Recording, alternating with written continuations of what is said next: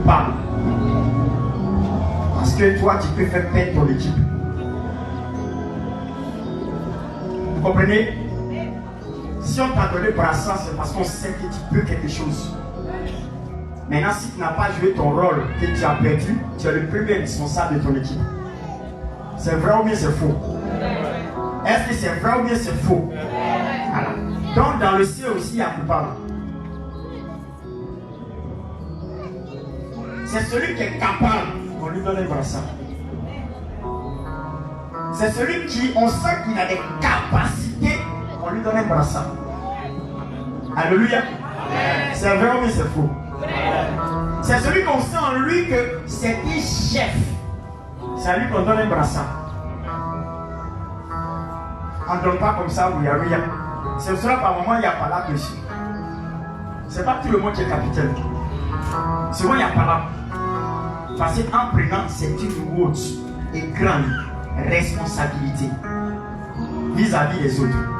C'est toi qui dois réconcilier la famille. Tu dois réconcilier les choses. C'est toi qui dois donner la solution à des problèmes qui sont causés au sein de la famille. C'est toi qui vas dire aux gens, soyez tranquilles, parce que l'Éternel est avec nous. C'est toi qui dois donner une parole réconfortante, pas une parole de découragement. C'est pas toi on doit consoler, mais c'est toi qui dois consoler les autres. Pendant que vous perdez un match, c'est le capitaine qui encourage les autres, c'est pas lui qui pleure. Lui ne fait que le conforter pour dire, ça va aller, prochain match on va gagner. Dis amen avec moi. C'est une histoire de capitaine. Bien aimé, il n'y a pas deux capitaines d'un bateau. Dis à ton prochain, il n'y a pas deux capitaines d'un bateau. Il y a un seul. Nous sommes une histoire de capitaine. Alléluia. C'est pour cela que tu as mis un brassard. Tu as mis un brassard parce que tu es capitaine. Dis, je suis capitaine. Je suis capitaine de ma famille. Je suis capitaine de ma famille. Je suis capitaine de ma région. Je suis capitaine de mon village. Je suis capitaine de mon quartier. Je suis capitaine de ma maison. Alléluia. Partout où je vais, je suis capitaine. Je suis un meneur d'hommes. Je suis un meneur d'hommes. Alléluia. Alléluia. Alléluia. Alléluia.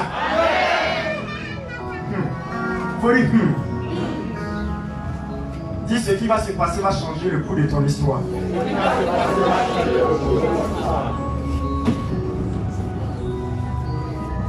Alléluia. Alléluia. Alléluia. Le terme de ce matin, c'est Jésus, le capitaine de tous les temps. Alléluia. Le thème, Jésus, le capitaine de tous les temps. Le capitaine de tous les temps. Alléluia. Alléluia. Bien-aimé, je veux te faire savoir quelque chose. Je veux bénir le Seigneur. Seigneur, merci de m'avoir inspiré ce moment, de m'avoir donné l'orientation en tant que ton serviteur. J'ai prêté mon attention et tu m'as donné l'instruction. Et moi, j'ai obéi. Je veux que ce matin, ce que tu as prévu, accompli et réalisé puisse se faire afin que notre histoire soit changée. Seigneur, ce programme est dans le but, dans l'optique de changer notre histoire. Certes, ce moment a été prévu pour que nous puissions changer d'avis à notre sujet. Parce que nous sommes capables. Parce que toi, tu as été capable. Nous sommes, Seigneur, capables. Parce que toi, tu as été capable de tous les temps. L'histoire retient qu'un homme a mené le monde. L'histoire retient que c'est lui qui est le vrai capitaine. L'histoire retient que c'était un meneur d'hommes. Il n'a jamais faibli dans n'importe quelle situation. Il a toujours relevé la tête pour sauver les siens. C'est celui-là qui a en lui toute la capacité. Le C est mis pour Christ. Christ, qui veut dire moi. Une personne qui a été choisie, c'est une personne que Dieu a mis à part pour accomplir un mandat divin. C'est pour cela que, Seigneur, tu ne choisis pas n'importe qui. Quand tu portes ton choix sur une personne, c'est parce que tu sais que cette personne est dotée de capacité pour aider les autres. Ce matin, c'est toi Jésus le capitaine de tous les temps. Et tu nous as donné la possibilité de suivre tes traces, de marcher dans tes pas.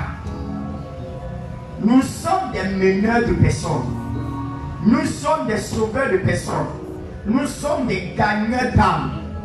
Nous sommes capables de lever les grands défis. Là où il n'y a plus espoir, lorsque nous mettons nos pieds, il y a l'espoir. Là où il n'y a plus de possibilités, quand nous mettons le pied, nous avons la possibilité. Là où c'est compliqué, difficile, tu lances sur la facile. Là où c'est impossible, tu lances sur la possible. C'est de toi qu'il s'agit. Ce matin, tu veux nous amener loin. Nous sommes les capitaines et nous marchons dans tes pas, toi le grand capitaine. Et nous savons que nous pouvons réussir. Quand tu partais, tu as enlevé le brassard et tu l'as remis à Pierre pour que Pierre soit capable de conduire les autres en tant que capitaine, par intérim, parce que tu n'as jamais été ôté de ta position de capitaine. Même dans les cieux et sur la terre, tu es le capitaine de tous les temps. Nous sommes sur la terre, tu nous as dotés, Seigneur, d'une capacité afin que nous soyons les capitaines sur la terre pour sauver les siens. Nous voulons te dire merci ce matin pour la grâce que tu nous donnes, afin que nous soyons des meneurs de personnes, des meneurs des actions, des meneurs de grâce, des meneurs pour sauver. Nous sommes capables de relever le défi de ce siècle parce que tu nous as qualifiés. Tu nous as qualifiés, tu nous as donné le courage, tu nous as donné les capacités, tu nous as donné les qualifications. Seigneur, tu as mis en nous le charisme afin que nous puissions être capables de conduire les autres. Nous te bénissons ce matin. Merci d'ouvrir l'esprit et l'entendement de l'auditoire. Que moi je diminue, mais que toi tu croisses. Il soit abaissé, mais toi qui sois élevé. Que le canal de ci soit seulement un instrument, comme une guitare que tu utilises pour donner des sons. Afin que, Seigneur, il y ait l'harmonie en toutes choses, pour que ton nom sorte en ce matin glorifié. Merci pour cet instant. Dans le nom de Yeshua, Amashia. Est-ce que quelqu'un peut me dire Amen? Est-ce que quelqu'un peut me dire Amen? Alléluia. C'est un bon moment. Dis, c'est un bon moment. Jésus, le capitaine de tous les. Alléluia. Est-ce que vous avez pas vu un capitaine éternel? Il est le seul capitaine qui est éternel. Alléluia. Est-ce que quelqu'un ici est convaincu qu'il est capitaine de sa famille? Non, ton amen ne demande pas ça.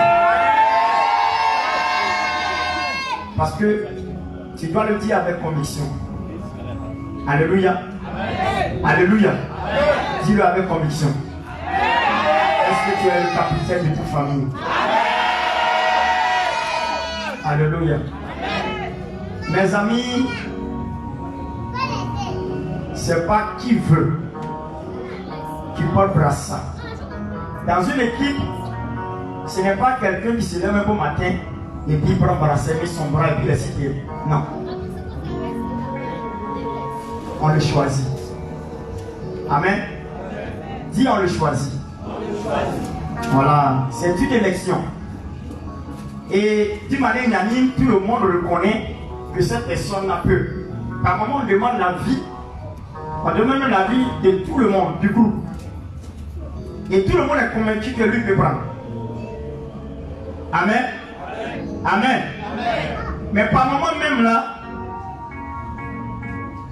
on peut ne pas demander l'avis.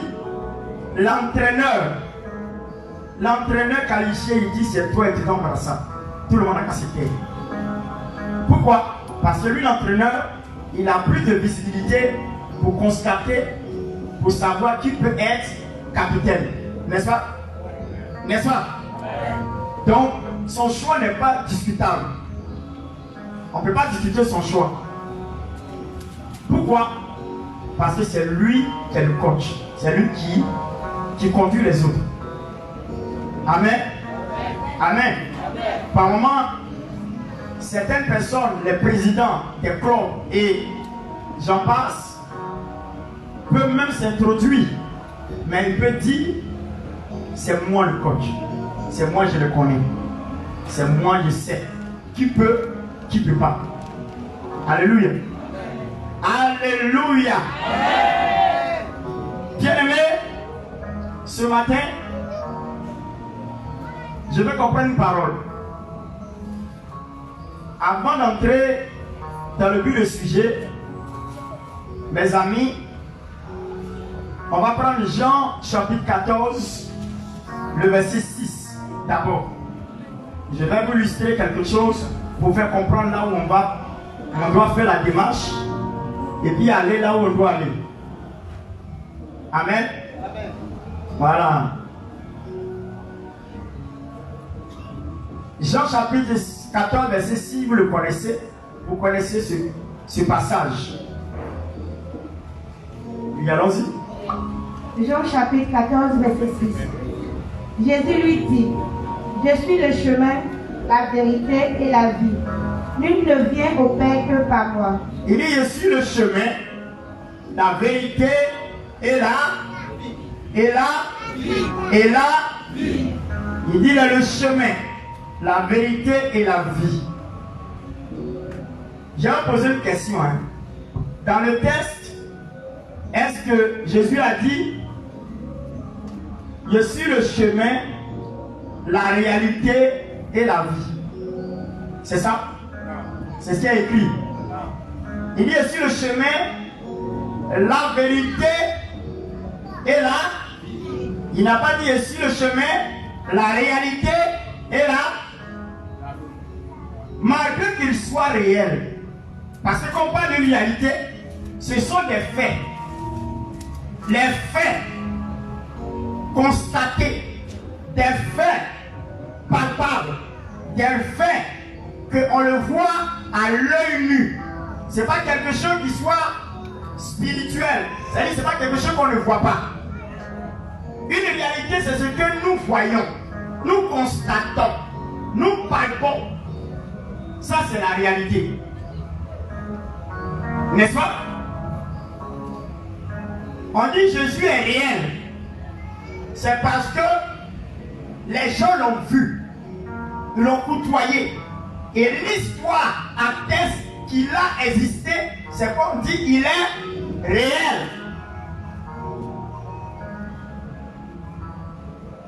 En plus qu'il soit réel, il est la vérité absolue de la vie. Alléluia. Amen. Alléluia. Amen. Je veux savoir que non seulement qu'il est réel, mais il est aussi la vérité. C'est pour cela qu'il a préféré plutôt pour dire que je suis le chemin, la vérité et la vie. Il n'a pas dit je suis le chemin, la réalité et la vie. Quand Dieu met l'histoire réelle, il n'a pas mentionné ici la réalité. Parce qu'il y a une grande différence entre la réalité et puis la vérité. Amen. Une très grande différence. Pourquoi? Parce que la réalité est pour des personnes qui ne sont pas régénérées. Ceux qui ne sont pas régénérés, ce sont eux qui embrassent beaucoup la réalité. Mais ceux qui ont connu la nouvelle naissance en Christ, et ils côtoient la vérité. Dis, ils côtoient la vérité. Dis à ton prochain, la réalité n'est pas la vérité. Dis, la réalité n'est pas la vérité. La réalité dit que quand une personne meurt, il n'y a plus possibilité de résurrection. Mais la vérité dit, Jésus, il amène quelqu'un qui est mort à la vie. La réalité dit que quand tu as 60 ans, tu ne peux plus faire enfant.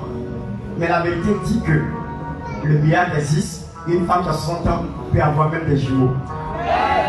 Est-ce que quelqu'un me comprend ce matin? Alléluia. Alléluia. Donc, bien aimé, assieds-toi bien.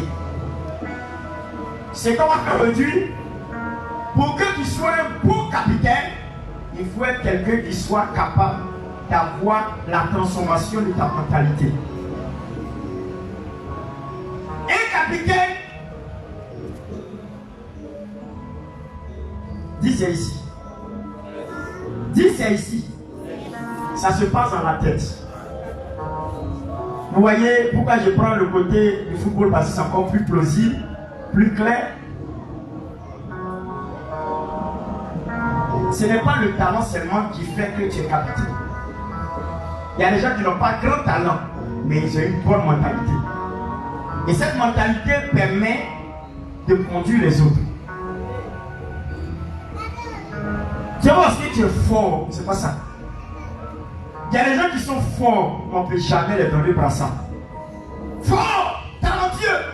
Ce sont eux-mêmes qui font gagner le match de leur équipe. Ils sont capables, qualifiés d'une manière extraordinaire.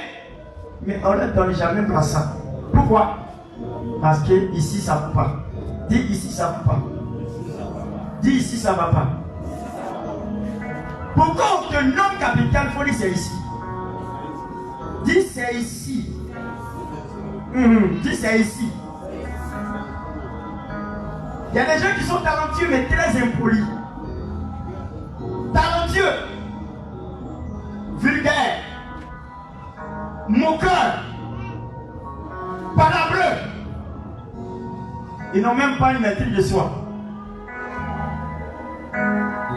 Ce sont des gens qui frustrent les autres. On ne peut jamais te donner le brassard. Parce que le brassard se mérite. Dis ça se mérite. Voyez. En réalité, quelqu'un qui est talentueux, on doit donner le brassard. Mais dans la vérité, il faut dire c'est ici ça se passe. Malgré son talent, ça ne suffit pas. Il faut avoir le mental. Dis le mental.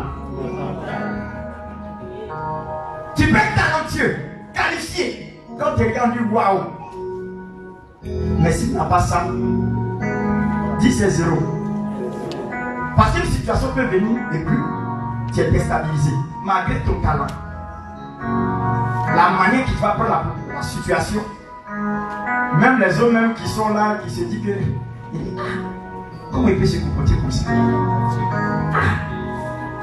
Malgré qu'on sait que tu es talentueux, tu as la capacité en toi, mais seulement ici, tu ne réponds pas. Je disais à un chauffeur que Il y a 3 sens pour rouler une voiture. 3 sens. Il y a le talon du pied.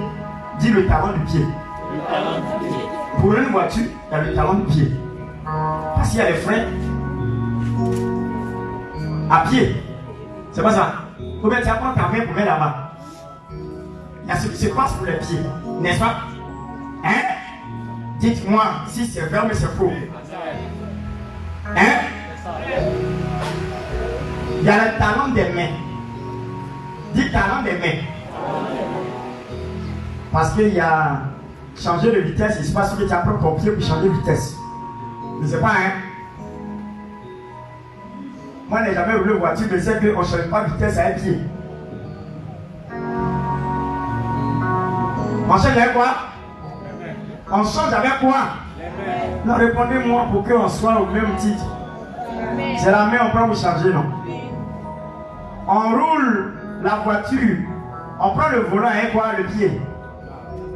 C'est le pied. Donc, si vous convenez avec moi, il y a les pieds et puis les mains. N'est-ce pas? N'est-ce pas? Ça, on est d'accord là-dessus. Mais il y a une autre capacité là. En tout cas, si tu n'as pas ça, même tes pieds et puis tes mains sont plus valables. Il faut dire ta tête. Dis ta tête. Le vrai Babless, c'est ici. Il ne suffit pas de rouler avec la main, avec les pieds. Il faut avoir la tête. C'est pour ça que vous remarquez bien, les gens font des auto-écoles pour permettre aux gens de bien rouler. Mais Abidjan ici, là.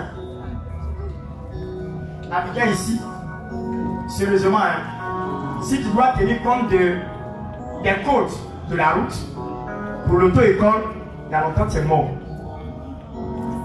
C'est vrai mais c'est faux. Il y a longtemps que tu es mort. Pourquoi? La manière que tu fais attention, l'autre ne fait pas attention comme ça. Maintenant, qu'est-ce qui va montrer la capacité pour te trouver pour être en vie? C'est ta tête. Ta manière de réfléchir quoi. À un rond-point, on dit c'est Dieu le passage. Toi, tu veux respecter. C'est toi qui as la priorité. Tu fais le rond-point. Lui doit attendre pour que tu passes. N'est-ce pas? Maintenant, celui-là, il vient là. Lui n'est pas là à l'école, aller vers l'école. Vers l'école. Vers l'école. Vers l'auto-école. Donc lui, il se dit que lui... Amen.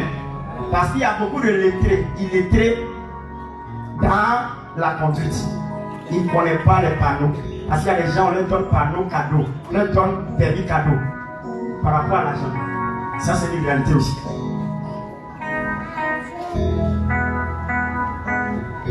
Vous comprenez? Une telle personne là, il vient, toi tu dis non, moi c'est vrai ici, la priorité, il y a longtemps tu es mort. Non, il y a longtemps tu es mort. Faut user de quoi? Faut user de quoi? Tu dois faire attention parce qu'on ne sait jamais, il peut passer malgré que c'est toi qui as la priorité. Ça veut dire que la tête joue un rôle très important dans tout. Dis dans tout. Dis dans tout. Dis dans tout. Dis dans tout. La seule chose qu'on devait faire à Samson, c'était de couper sa tête. Et puis c'était fini. Mais ils ont cassé ses yeux. Oh, il continue de réfléchir. Quand tu as vu ta tête, c'est fini. Hein? Oui, il faut avec quelqu'un sur tête qui se promène à Abidjan. Ça existe. Et vous demandez si ça existe. Ils ont cassé seulement ses yeux. Or, il n'a pas envie, il a sa tête. Vous ne savez pas pourquoi ils ont appelé le lieu où ils ont enterré Jésus, ils ont crucifié Jésus, le lieu du crâne. Le Satan sait que le crâne c'est important. La tête, dit la tête. Quand vous voyez la Bible dit que nous ne serons pas la queue, mais c'est pas à la tête. Les Français ils ont donné c'est pas à la tête. Parce que à la tête et puis la tête c'est pas la même signification. Être à la tête, ça veut dire qu'un jour tu peux descendre à la queue. On dit aller, aller. C'est-à-dire tu prends, tu t'en vas. Demain aussi tu peux redescendre.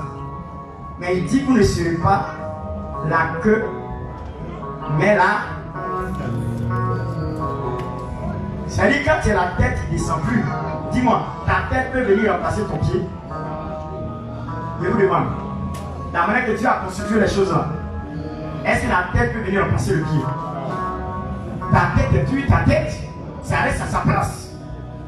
Maintenant pourquoi un jour peut avoir que ton pied soit comme ça et puis ta tête en bas? C'est un sorcier. Pendant ton pied, quand tu mets sur ta tête, tu es un homme en envers. C'est-à-dire que tu sors du cadre des humains. C'est pas ça le nom de Dieu. Ils sont en train de vous illustrer quelque chose. Beaucoup de personnes qui sont ici sont découragées, désemparées, désespérées. Ils ne croient plus. Pourquoi? Parce que la réalité est sous les yeux. Quand il y a ta vie et la vie de ta famille, quand il y a ta vie et la vie de tes frères, quand il y a ta vie, la vie de ton père, quand il y a ta vie, la vie de ta mère, quand il y a ta vie, la vie de tes cousins, de tes cousines, de tes oncles, de tes tantes, tu te dis, vraiment ça, moi je sais que c'est difficile. Alléluia. Amen.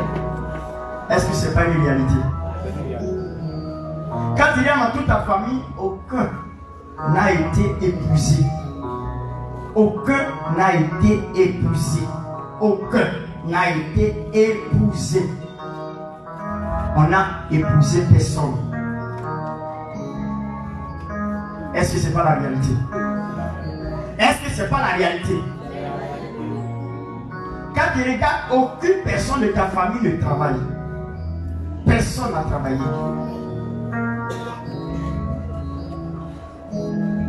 C'est une réalité. Quand tu regardes dans ta famille, tu constates que tous les parents, tous les membres de ta famille, les membres de ta famille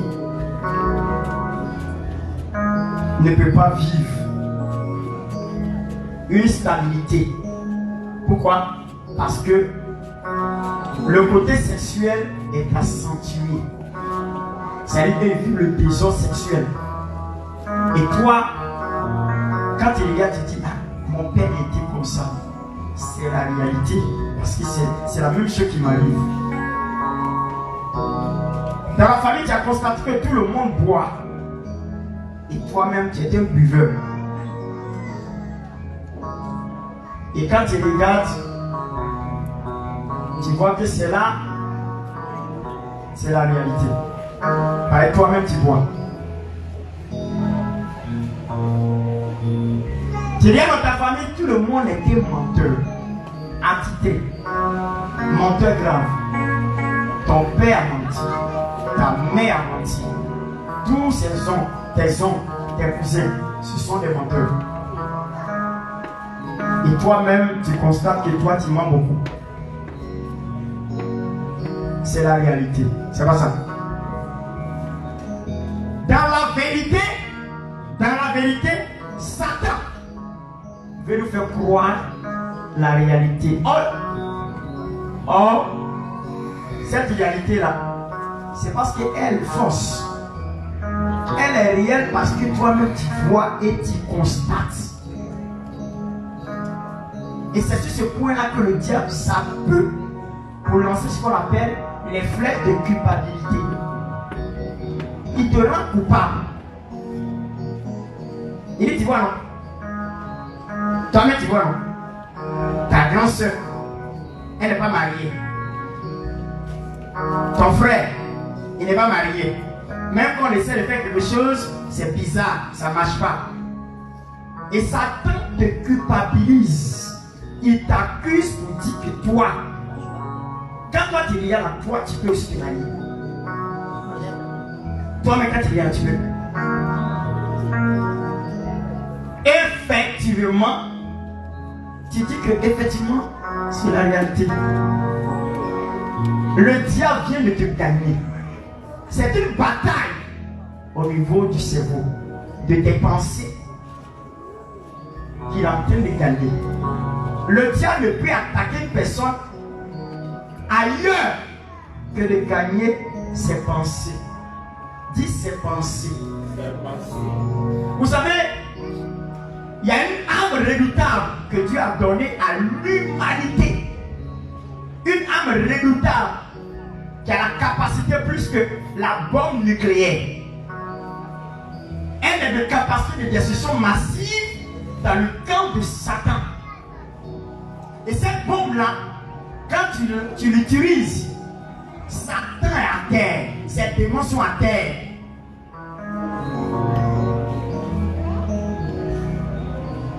Cette bombe-là ne peut utiliser.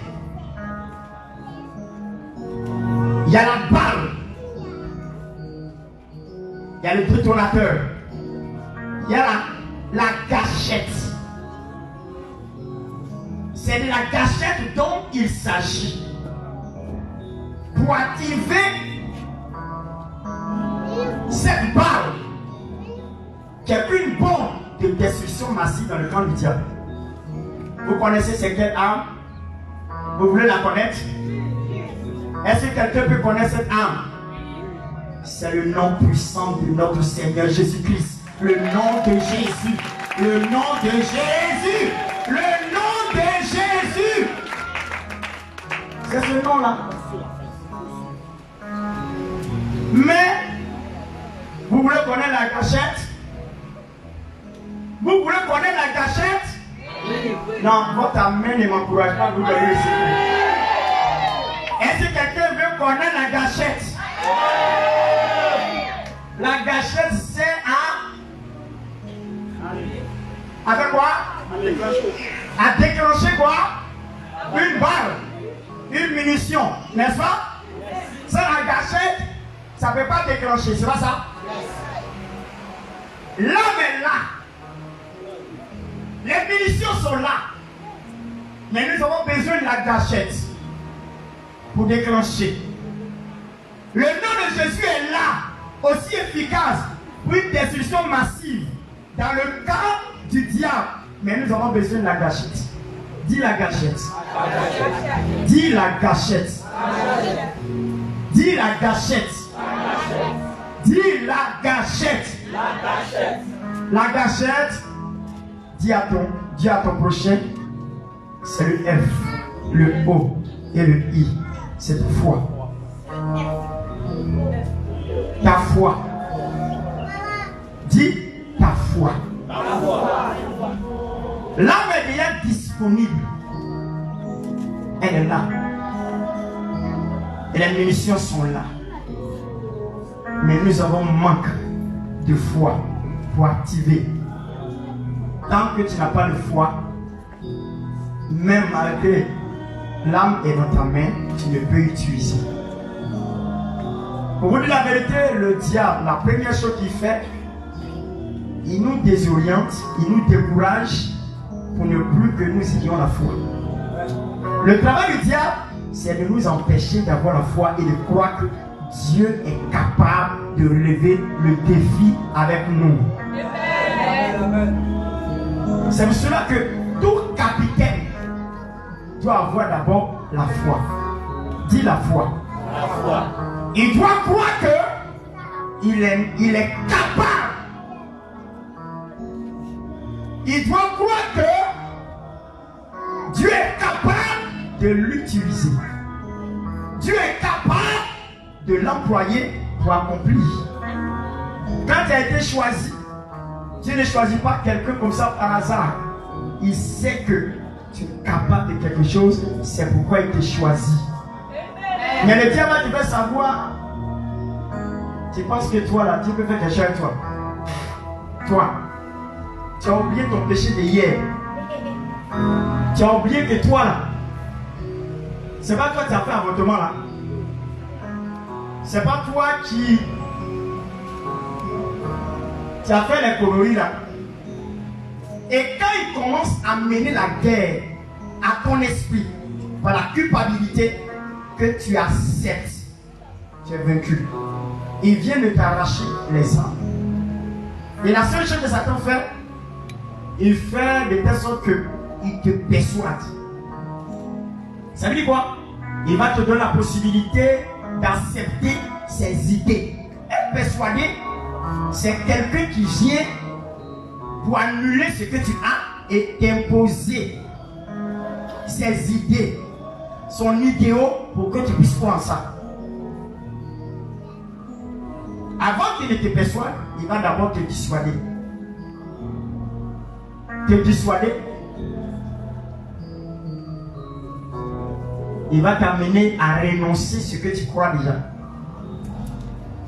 Il va t'amener à renoncer ce que tu crois déjà. Il t'amène à renoncer. Il t'amène à accepter pour lui. Il te dissuade et puis tu persuades. Et c'est le travail qu'il mène. Il te présente des réalités. Effectivement, c'est pas faux. C'est vrai. Moi, par exemple, il va me faire savoir, tu vois, mon fils. Tu vois.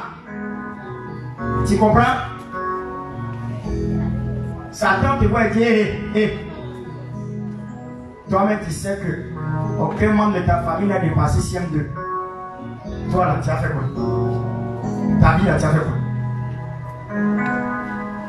Je vous dis la vérité, aucun membre de ma famille n'a dépassé la classe de CM2. Ça fait un. De deux, aucun membre de ma famille n'a fait ni cococo, ni dot, ni mariage. Aucun. Imagine-toi, il y a la charge qui est sur mon épaule. Je vous ai dit, un capitaine, c'est celui qui ouvre le bal de ce qui n'a jamais été de la famille. Et Dieu lui permet d'être le premier pour que les autres puissent suivre. Dis amen avec moi. C'est tout. C'est quoi je peux me dire, je peux affirmer haut et fort, je suis le capitaine de ma famille. Voici le brassard. Le C est représenté comme courage. Le C est représenté comme capacité. Le C est représenté comme chef. Le C est représenté comme Christ, qui veut dire moins, choisi de Dieu. Et aujourd'hui, Dieu fait de toi un capitaine, un capitaine, un capitaine, un capitaine, un capitaine, un capitaine. Rien ne peut changer ça. Quand Satan parle, tu dis c'est vrai. Ce que tu dis là, c'est pas faux. Mais la vérité dit que Jésus est mort pour ça, pour que les choses que tu as dit puissent être changées à ma faveur. C'est tout. Quand il parle, tu dis oui, c'est vrai. Satan, c'est lui qui a dit, c'est pas faux. C'est pas faux. Mes parents adorent. Ils ont adoré les eaux. Ils ont adoré des rivières. Ils ont fait beaucoup de choses. Satan te présente ça. Il dit, tu peux pas où? Adoration des eaux, tu connais? Forêt là, tu as oublié que ton grand-père, il a fait ça. Tout ça, tu sais. Et on t'a dit que c'est vrai. Mais que dit Jésus de Nazareth? Et par moments, notre esprit est bloqué à cause de ça. Dis amen avec moi. Notre esprit est bloqué à cause de ça. Dis à cause de ça. Je vous dis qu'à un moment donné, il y a des gens qui ne pourraient plus à leur vie. Il se dit que est-ce que il y a une question, est-ce que quand tu es capitaine, il n'y a pas de est-ce que. Qu'est-ce que je peux faire pour changer? Voici. Quand tu es capitaine, il n'y a plus de est-ce que. Qu'est-ce que je peux faire pour changer? Pourquoi? Parce que toute la responsabilité et le fardeau sont sur mes épaules. Et c'est pas moi. Et que tout le monde regarde pour changer l'histoire de cette famille qui est en difficulté. Et c'est cela que je ne manquerai pas la plus bonne chose, le plus bon test pour qu'on puisse être plongé pour arriver à constater des faits. Un capitaine qui est choisi, la première chose que Dieu lui donne, il lui transmet ce qu'on appelle la confiance en soi. Crois en toi, mon fils. Prenons le test qu'on avait commencé depuis longtemps, que je suis en train de finir aujourd'hui. Juge chapitre 6, le verset 11. Je vais toucher seulement une petite partie, et c'est là que nous allons rentrer en bataille. Les capitaines ne reculent pas, malgré les défaites. Malgré les défaites, tant que tu n'es pas mort, une défaite ne peut rien te faire. Dis à ton prochain, tant que tu n'es pas mort, une défaite ne peut rien te faire. La mort seule peut changer. Mais tant que tu es vivant, une défaite ne doit pas être un handicap pour toi. Je veux dire, un échec ne doit pas être un handicap pour toi. Le problème aujourd'hui, c'est que les gens ont pris l'échec comme une fatalité à ne plus continuer. Je vous dis de la vérité. Si vous savez combien de tentatives, celui qui a fabriqué l'ampoule électrique, il savait comment? Thomas, je crois bien, j'ai oublié son nom. J'ai oublié son nom.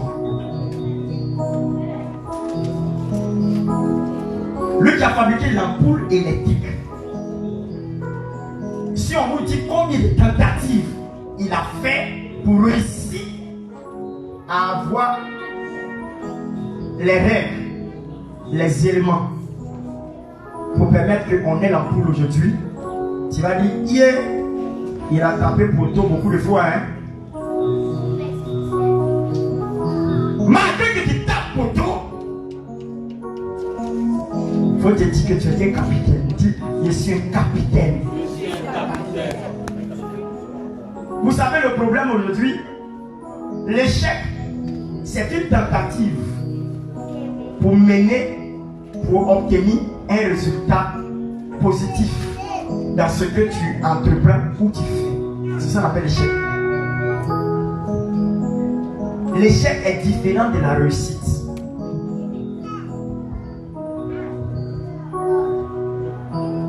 Quand tu mets une tentative pour avoir l'admission à quelque chose, quand tu as manqué, on dit tu as fait échec. Le mot réussite est trop grand. La réussite, c'est la fin de ce que tu deviens. Après ce que tu as pu obtenir. Vous comprenez? Quand je parlais, je vous ai dit que nous avons des brassages que les joueurs sont bien pour prendre l'illustration. Dans la vérité, quand tu regardes, dans la réalité, surtout quand tu regardes un joueur comme Eboué, on peut dire qu'il a échoué. N'est-ce pas? Hein? Parce que quand on réussit, on n'a plus besoin, on n'a plus de manque. Mais quand on a eu le succès, il y a encore des manques parce qu'on n'a pas encore finalisé. Celui qui a réussi peut permettre aux gens de profiter de lui. Mais celui qui a eu un succès, personne ne peut profiter de lui, il est heureux simplement. Pourquoi? Parce que tu peux avoir un bac, c'est pas lui que tu as réussi. Il y a des gens qui font cabine avec bac. Je ne parle même pas de bac. Il y a des gens qui ont maîtrise, qui font cabine avec maîtrise. Ils n'ont pas réussi. Ils ont eu du succès dans les études, mais ils n'ont pas encore réussi. La réussite, c'est la finalité. Tu n'es plus dans manque de besoin. Tu ne manques plus. Mais plutôt, tu permets aux gens de profiter.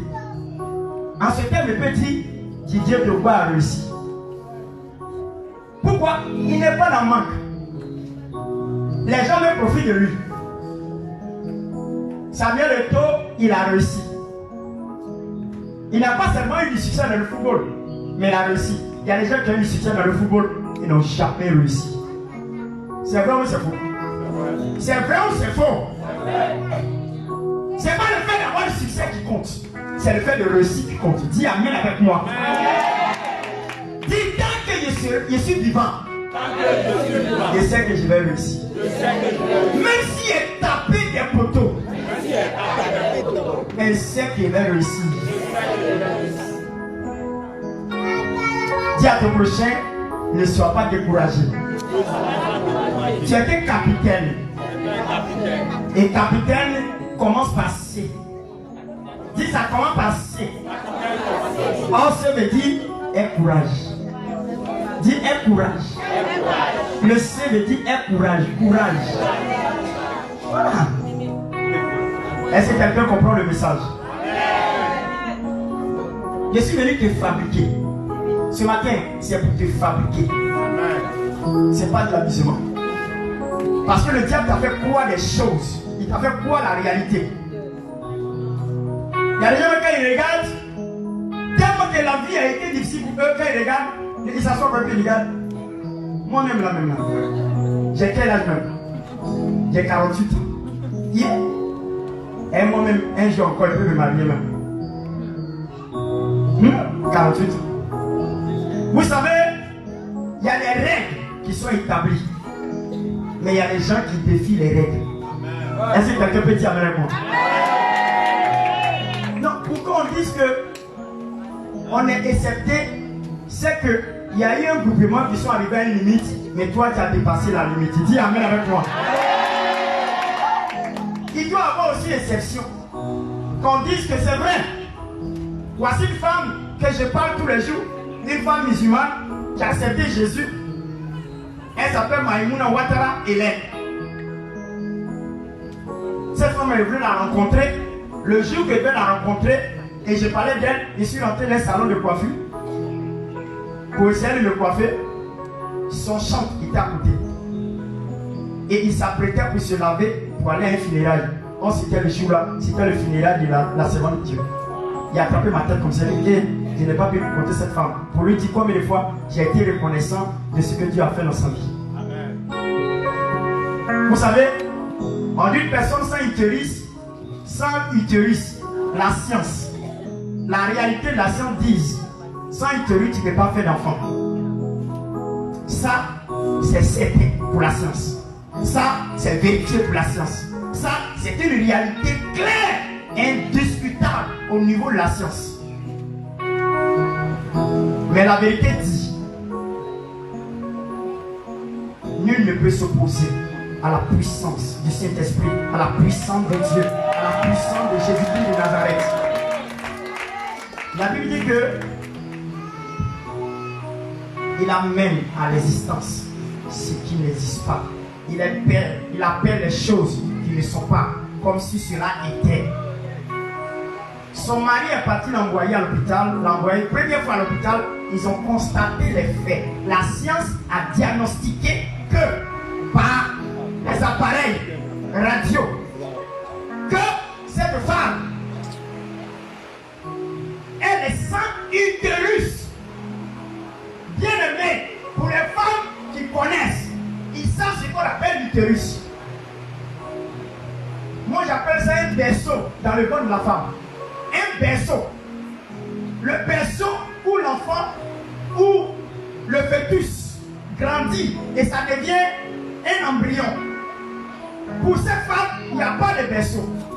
Comment pourrait-il que le fœtus, c'est-à-dire que le fœtus puisse se développer, il doit avoir un endroit où ça se développe. Mais la femme n'a pas ça. En réalité, c'est peine perdue. On dira que cette femme est stérile. Ça, c'est la réalité. Elle est stérile. Elle ne peut pas. Ça, il n'y a rien à faire.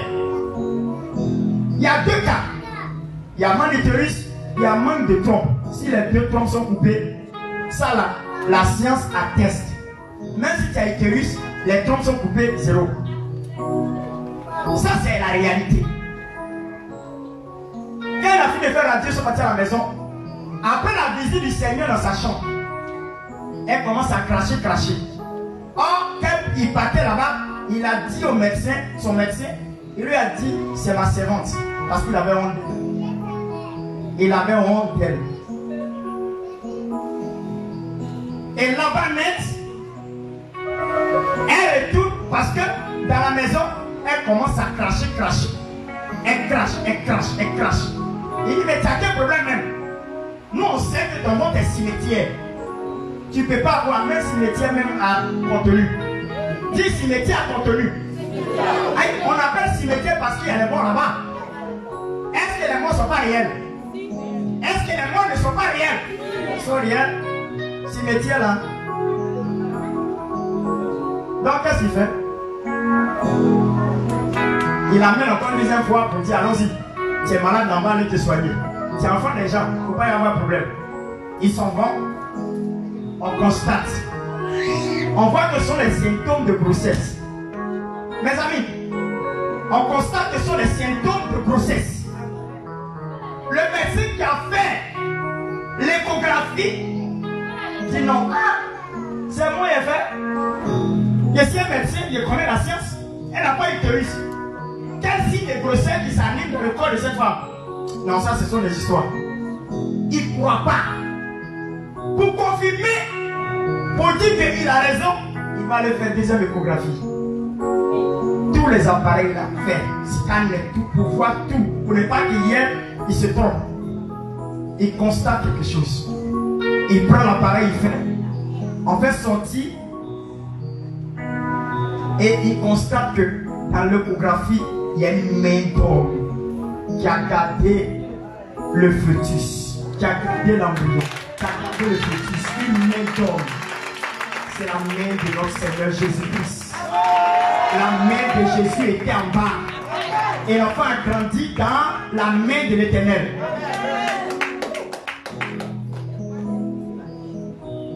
Tu as peur de quoi? Qu'est-ce que c'est lui qui a mis sa main dans le ventre de quelqu'un? Et puis on photographie, et puis ça sort une main qui donne un enfant. Qu'est-ce qu'il ne peut pas faire dans ta vie? Qu'est-ce qu'il ne peut pas faire dans ta vie? Qu'est-ce qu'il ne peut pas faire dans ta vie? Pour cette raison, cette femme a fait 14 enfants. Avec la même main. Avec la même main. 14. Je vous dis bien, je sais bien 14. Parce qu'il y a eu des jumeaux dedans. Son premier fils, elle a donné le nom de Juste. Il est pasteur aujourd'hui. Je peux te montrer l'église. Il est pasteur de l'église parce qu'elle est décédée. C'est son fils qui a pris la relève. Il s'appelle Juste. Il est à côté du complexe. Il y a une église à côté du complexe. C'est là-bas ici. Vous comprenez? Aujourd'hui se trouve. L'église se trouve maintenant à. On appelle ça comment? Le coin de. Académie. L'église se trouve à l'académie. C'est là-bas qu'elle a commencé. Et puis elle est venue faire pour elle. Elle était avec le président de CNPC. Magui Bena. La femme était à lui. Maintenant elle s'est détachée. Elle a fait son ministère. À côté du complexe. Son enfant est là. Vous pouvez aller lui demander. Il s'appelle Juste. Parce que la seule parole qu'il a édifiée pendant qu'elle était dans le Seigneur, c'est que le juste vivra par sa foi. Amen. Alléluia! Le juste vivra par la foi. Bien-aimé, une telle personne, dis-moi, Satan peut te faire quoi? Satan peut te faire quoi? Ce qui se passe, la réalité. Tu as le problème pour enfanter, c'est la réalité. C'est pas faux. Tu fais médicament, tu fais ça, tu fais ça, tu fais ça. Il n'y a pas de résultat. C'est la réalité. C'est vraiment la réalité. Mais qu'est-ce que Jésus dit? Il n'a pas dit sur le chemin, la réalité et la vie. Il dit sur le chemin, la vérité et la vie. La femme, pour toi est mieux. Pour elle là, il n'y a pas utérus. Quelle solution peut trouver? Il y a des gens dans leur vie, le mot miracle a existé à côté. Parce que Dieu montre à la fin du monde qu'il est Seigneur. C'est tout. C'est tout. Quand tu vois que quelque chose est facile à se faire et puis ça devient difficile, c'est parce que Dieu veut que tu sois un témoignage. Il veut que tu sois un témoignage. Il veut que tu sois un témoignage. Ce sont seulement que des échecs. J'ai rendu témoignage sur le vendredi, le jeudi. Il y avait un homme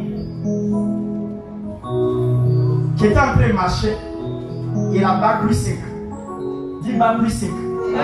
Il devait même 7. J'ai ajouté même 7. Bac plus 7.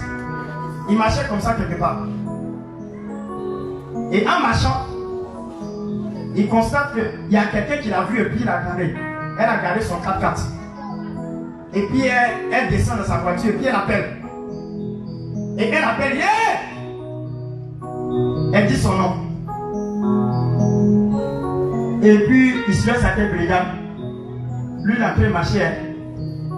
Lui il est en train de... Ils ont fait même école. Ils ont eu les mêmes cours, les mêmes professeurs. Mais lui qui est en train de marcher, il a bac plus 7. Elle, quand il a vu ses souvenirs, c'était la dernière de la classe. Elle a une entreprise. Elle est quittée aux États-Unis, elle est arrivée avec sa carte. C'est que Jésus est Seigneur. C'est pour dire que tu es dernier. Ça ne change pas le programme de Dieu pour ta vie. Amen. Pourquoi? Parce que ce n'est pas le début qui compte. Dis c'est la fin qui compte. Dis c'est la fin qui compte. Dis c'est la fin qui compte. Dis c'est la fin qui compte.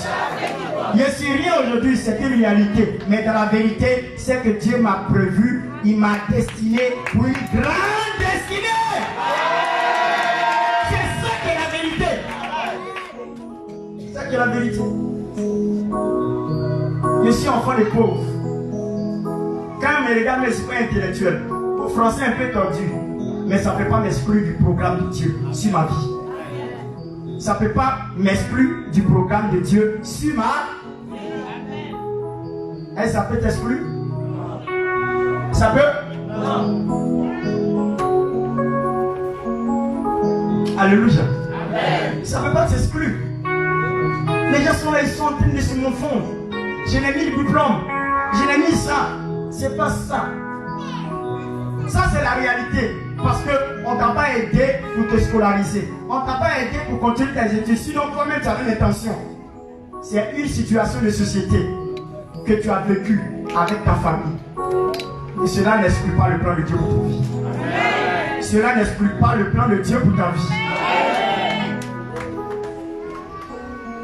Tu es né pour réussir.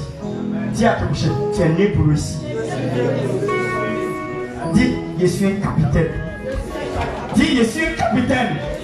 Tape ta main, dis, je suis un capitaine. Quand tu es capitaine là, tu n'as pas fait façon, et puis tes frères et soeurs vont te regarder, ils vont dire, elle-même on comptait sur elle là, et elle-même quand elle parle même là, nous tous on est découragés maintenant. Tu n'as plus d'espoir à donner. En toi, tu es le porteur d'espoir.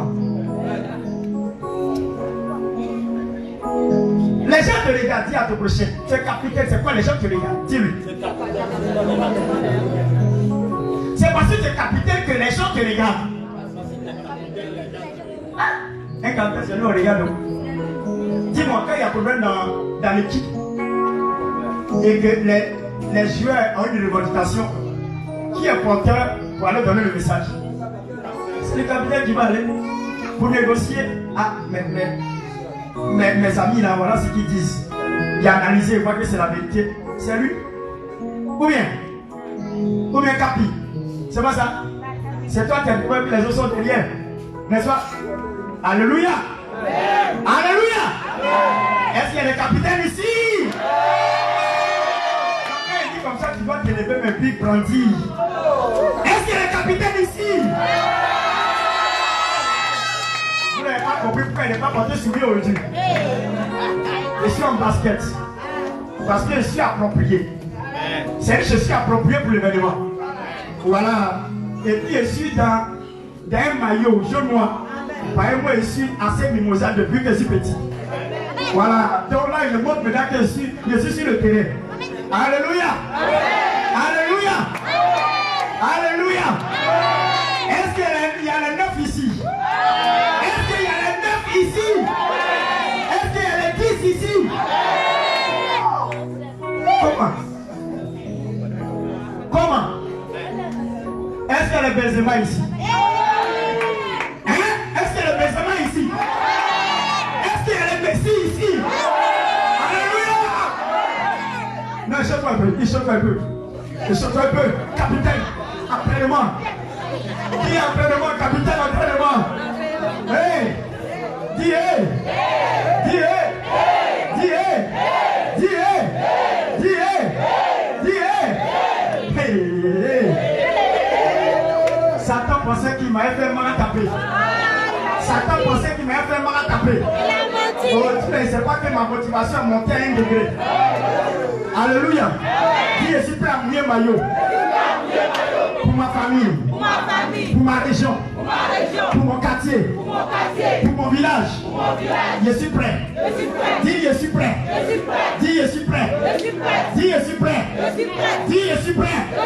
Je suis prêt. Est-ce que tu peux acclamer le Seigneur? Alléluia. Je vous ai dit qu'il a eu le test. Il y a un petit mot qui va prendre là. C'est où? Ça ne fait que commencer. Alléluia. On va aller vite. Qui actuellement, il est plein dans la tête. Qui était découragé puis maintenant là? Alléluia. C'est vrai ce qui t'embrousse. Qui n'est pas quitté en brousse et puis il est devenu président? Il y a 2 personnes qui m'ont marqué et c'est en brousse. David est en brousse. Un broussard de broussard, il est devenu roi d'Israël. Alléluia. C'est un broussard, il pourrait dire moi là, je suis au campement, je connais le campement. Je connais. Dis, je connais. Il ne faut pas aller très loin même. C'est vrai que c'est une triste histoire, mais c'est assez. Guy Robert, il était à Biakouma, dans le campement. Ils n'ont plus les 2 présidents. Alléluia. Dans toute l'histoire de la Côte d'Ivoire, il fait partie des présidents. C'est vrai mais c'est faux? C'est vrai ou c'est faux? C'est qu'il a su le mort, mais c'est qu'il a su son nom est resté dans l'histoire de la Côte d'Ivoire. Dis amen avec moi. Alléluia. Dis mon histoire va rester dans ce pays. Mon histoire va rester dans ma famille. On parlera de moi. On parlera de moi. On dira que c'est pas moi. La famille est montée, a été dans l'ascension. Alléluia. Alléluia. Est-ce que tu es prêt? Ma fille folie. Juge chapitre 6. C'est très bien. Puis vint l'ange de l'Éternel et il s'assit sur le térubin d'Ophra. L'ange descend. Un ange ne descend pas sans commission. Un ange, le mot ange veut dire envoyé. Remarquez ça. Le mot ange veut dire envoyé. Un envoyé. Un ange, c'est un envoyé. Ça veut dire l'envoyé de Dieu. Donc, s'il descend, c'est qu'on l'a envoyé pour une affaire. Je vais vous donner quelle affaire il l'a envoyé pour venir faire. Vous allez comprendre. Vas-y. Qui appartenait à Joas de la famille d'Abiézer. Gédéon, son fils, battait du froment au pressoir pour le mettre à l'abri de Madian. L'ange de l'Éternel lui apparut. L'ange de l'Éternel lui apparut. Et lui dit. Première parole. Il apparaît. Il y a une parole qui sort de sa bouche, commission. Dieu l'envoie une commission. Il va lui dire une commission. Allons-y. L'Éternel est avec toi. Il dit l'Éternel est avec toi. Vaillant héros. Vaillant héros. Et bien. Gédéon lui dit. Maintenant, il lui dit voici la commission que Dieu m'a donnée de te donner. C'est que l'Éternel m'a dit de venir te dire que toi, il est avec toi. Mais surtout, tu es un vaillant héros. Voilà la condition. Tu es un famille héros. Regardez bien ce que la parole m'a dit. Jésus lui dit, ah mon Seigneur, si l'Éternel est avec nous, pourquoi toutes ces choses nous sont-elles arrivées? Amen. Allons-y pas à pas. Quand quelqu'un dit ah, ça veut dire quoi? Dis-moi, c'est dans quel sens on dit ah? C'est dans quel sens on dit ah? Le mot ah là c'est quoi? On est fatigué, on est désespéré. La foi qui vient devant nous. Toi qui viens dire quoi encore? On est fatigué, tu ne sais pas dire ah! Dis ah! Il a raison. Il va donner ses raisons. Dis ah! Ça c'est la réalité que Gédéon dit. Cette réalité que Gédéon dit est une réalité. Et lorsque je ne peux pas dire le contraire, là c'est que Gédéon dit vérité. Il dit la réalité des faits, mais il ne dit pas la vérité plutôt. Gédéon parle de la réalité, mais il ne dit pas la vérité. Allons-y. Et où sont toutes ces choses, tous ces prodiges que nos pères nous racontent? Donc ils disent, l'Éternel ne nous a-t-il pas fait monter hors d'Égypte? C'est vrai. Maintenant l'Éternel nous abandonne. C'est la réalité. Et il nous livre entre les mains de Madian. Amen. Là, on est descendu pour une raison. Parce que depuis que l'enfant est né, avant qu'il naisse, on lui a parlé de l'historique de son peuple. On lui a parlé de l'historique de son peuple. On dit que son peuple est puissant. Et que le Dieu que son peuple adore, il est le véritable. Parce que le plus grand pays à cette époque, l'Égypte, c'est la grande puissance.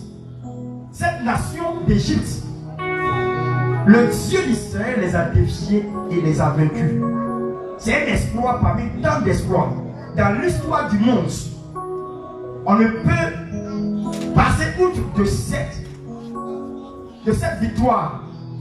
Une victoire écrasante à l'égard de l'Égypte, qui était la puissance mondiale en son temps. Parce qu'ils avaient une capacité extraordinaire. Tout le monde avait peur des pharaons. Donc on lui raconte une histoire. Un petit peuple. Et d'ailleurs, c'est de ce peuple-là qu'il est sorti. Un petit peuple qui est sorti de l'Égypte. Connaissant la capacité des frappes, ils avaient des chars. Ils avaient les armements les plus puissants de la planète à cette époque. Mais on dit que les dieux, simplement, a englouti Pharaon et son armée. Donc, c'est spectaculaire, c'est extraordinaire. On lui dit ça, et pendant qu'il grandit, il constate que son peuple est assailli par un peuple qu'on les appelle les Madianites, qui ne vaut même pas la petite taille, c'est-à-dire qu'ils ne vaut même pas les 1 tiers de la puissance de l'Égypte. Un petit peuple. Pourquoi? Parce que son peuple ont désobéi, ils ont adoré d'autres dieux au lieu d'adorer l'Éternel qui est Dieu. Donc Dieu les livre entre les mains des Madianites. Donc là l'Éternel vient lui parler et lui, il lui fait savoir que effectivement dans l'historique, moi, on m'a dit que c'est toi qui as fait sortir mon peuple de l'Égypte. En écrasant l'Égypte, les Égyptiens et Pharaon et son armée.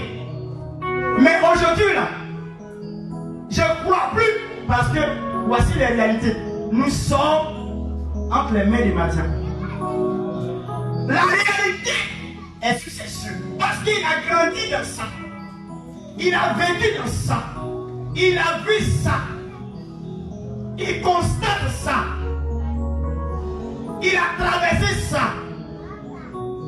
Effectivement, où tu as assis, tes parents ont vécu ça. Toi-même tu as vécu ça. Toi-même tu as traversé ça. Toi-même tu vois ça. Tu constates ça. Tout ce qu'on peut te dire, tu peux ne pas croire parce que la réalité à tes yeux. Tu es né d'une famille pauvre et tu sais que c'est vrai. Tu es né d'une famille où on ne peut rien réussir. Tu sais que c'est vrai. Tu es né d'une famille où on sait qu'aucune personne ne peut se marier, toi-même tu sais que c'est vrai. C'est la réalité. Mais Dieu ne se base pas sur la réalité pour agir. La réalité pour Dieu, c'est un élément de témoignage. La réalité pour Dieu, c'est où Dieu va prendre la Bible pour te montrer qu'il est au-dessus de ce qui est réel. Pourquoi? Parce que ce qui est réel est naturel. Or, le Dieu que j'adore, il est surnaturel. Il est surnaturel. Il est surnaturel. Il est surnaturel.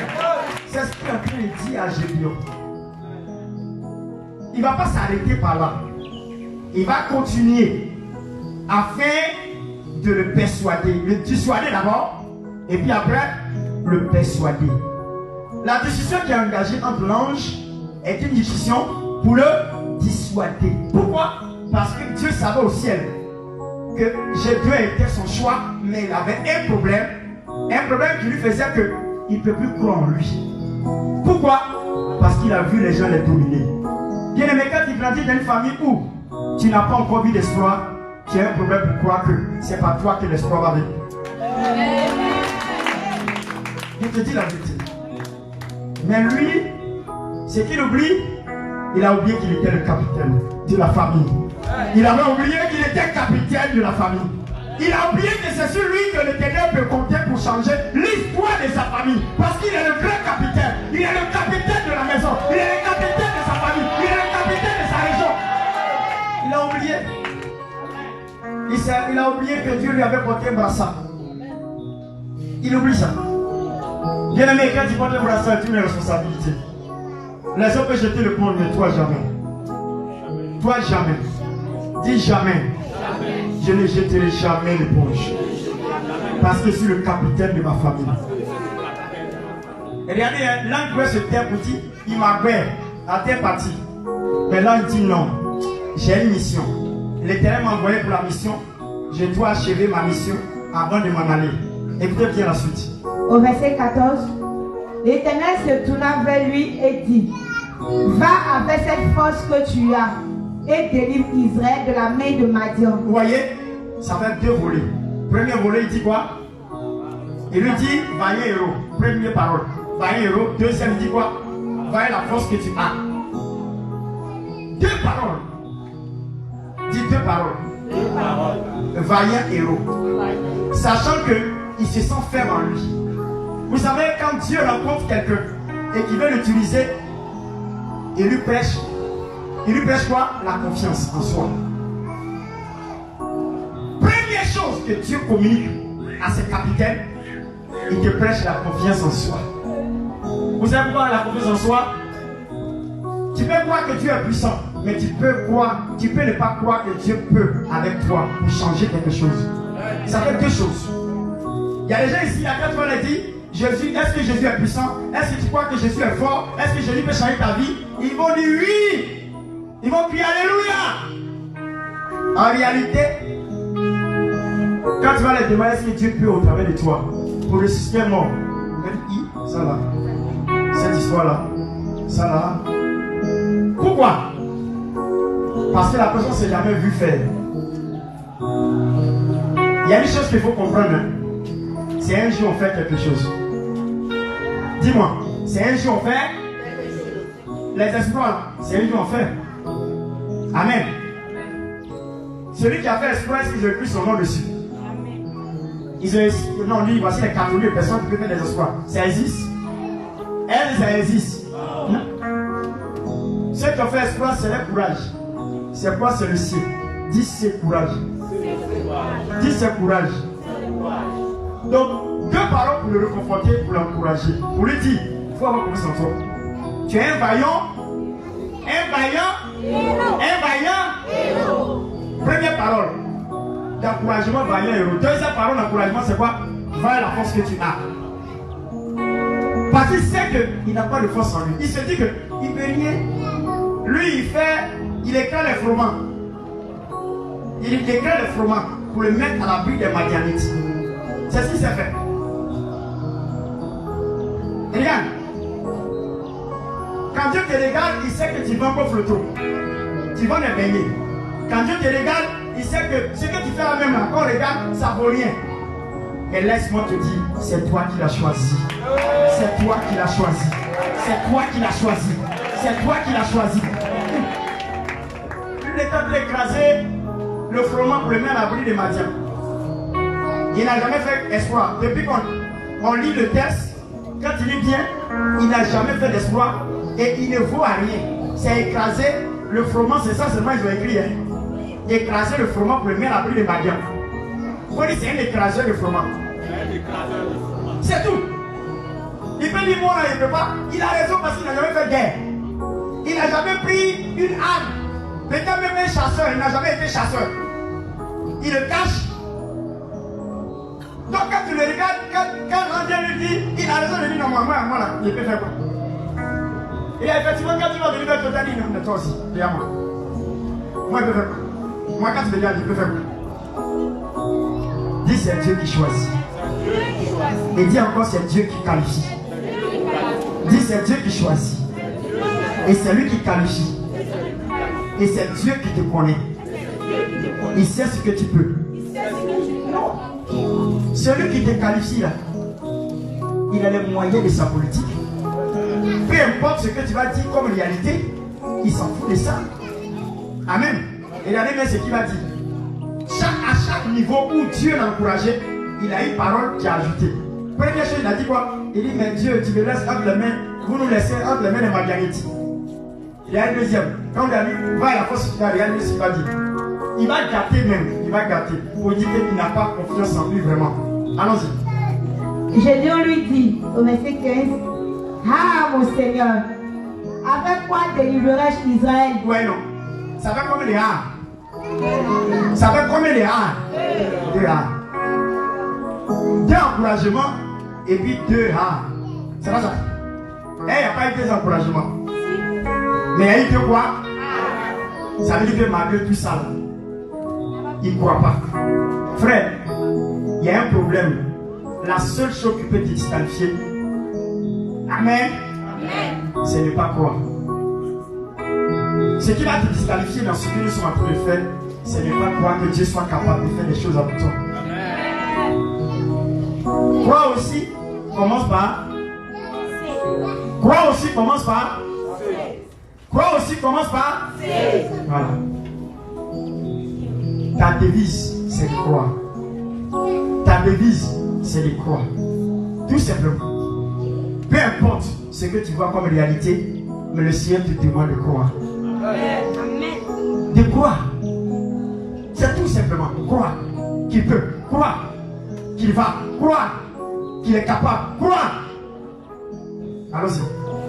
Voici, ma famille est la plus pauvre en Manassé. Première chose qu'il va savoir, il va dire à l'ange, à Dieu. Parce que là, c'est le représentant de Dieu, c'est Dieu lui-même. Parce que quand tu vas lire le texte, dans ce texte, il y a une apparition. On appelle ça la théophanie. Parce que c'est dans l'Ancien Testament. La théophanie, c'est l'apparition de Dieu sous forme d'un ange. La théophanie, la capacité que Dieu se met dans la peau d'un ange pour parler à quelqu'un. C'est Dieu lui-même qui est descendu, mais sous forme d'un ange. C'est une apparition. Pourquoi il dit ça? On dit là l'Éternel apparu. Maintenant, quand il lit, prends le deuxième chapitre. Deuxième chapitre, il a dit, va à la force, prends le début, tu vas voir. Quand Dieu est descendu, d'abord il lui a dit, va un héros. Après, il a dit, avec tout ce que les parents nous ont dit, tout ça, tu nous avais sorti de l'Égypte, tout ça, et puis tu nous abandonnes. Maintenant, à côté de ça, ce qui va suivre pour dire, va à la force, la Bible dit quoi? L'ange de l'Éternel. L'ange de l'Éternel, là aussi. L'Éternel se tourna vers lui. Voilà, il n'a même pas dit ange. Première chose, on dit quoi? Premier. Quand il dit, on dit quoi? L'ange apparu. C'est pas ça? Première, on dit quoi? L'ange de l'Éternel. Premier, on dit quoi? Lui apparu, non? Et puis deuxième, on dit quoi? L'Éternel. Il y a un problème. Dis, il y a un problème. Dis, il y a un problème. L'autre, on dit l'ange de l'Éternel. Et puis deuxième, on dit l'Éternel. Il y a un problème. Dis, il y a un problème. Dis, il y a problème. Vous savez pourquoi?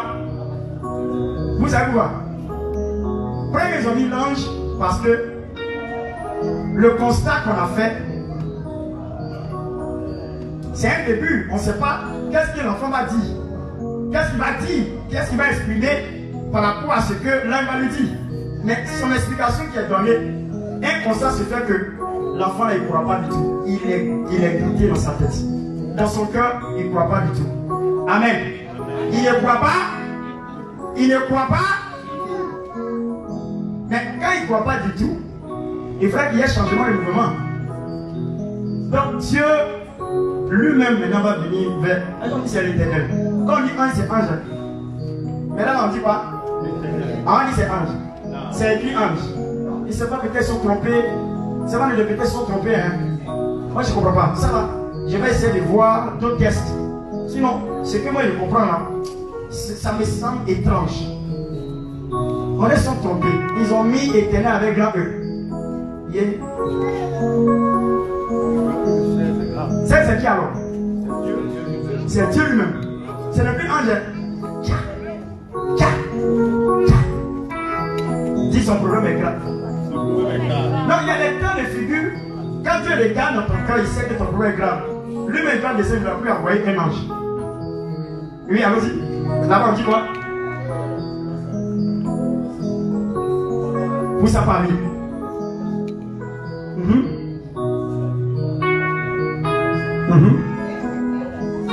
L'ange est descendu. La forme angélique est descendue. Siégé. L'ange communique avec Gédéon. Descendu pour communiquer avec Gédéon. Elle est descendue. Angélique. Dieu ne peut pas descendre de lui-même. Va habiter corps. L'ange. Alléluia. Est-ce qu'on peut acclamer le Seigneur? C'est clair. Ça veut dire que l'ange lui-même est venu. Et ensuite, Dieu a trouvé que l'ange n'est pas très bien fait son affaire. Donc lui-même, il prend maintenant le corps angélique de l'ange et ce qui sort de la bouche, c'est l'Éternel lui-même. Alléluia. Alléluia. Il a vu que la personne est grave. Son cœur est grave. Pour vous dire que c'est grave, écoutez la suite. Ce qu'il va dire à l'ange, à l'Éternel lui-même. Ça c'est Dieu lui-même. Il dit pas la force que tu as. Dieu lui-même te dit tu as force. Toi tu dis non, il n'est pas force. C'est une discussion entre Dieu et puis Gédéon. Il dit toi tu as réussi. Il dit moi je ne peux pas réussir. Moi je ne peux pas réussir. Il dit toi là, tu vas devenir la star.